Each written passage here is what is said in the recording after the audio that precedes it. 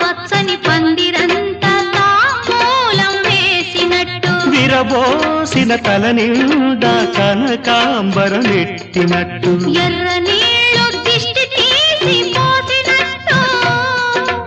ఎర్ర నీళ్ళు దిష్టి తీసి పోసినట్టు కర్పూరం హారతి ఇచ్చినట్టు ఆకాశం ఎందుకో పచ్చబడ్డది ఆ నడుమ బొట్టేమో ఎర్రబడ్డది సాగే గువ్వల అలజడి రమ్మని పిలిచే పై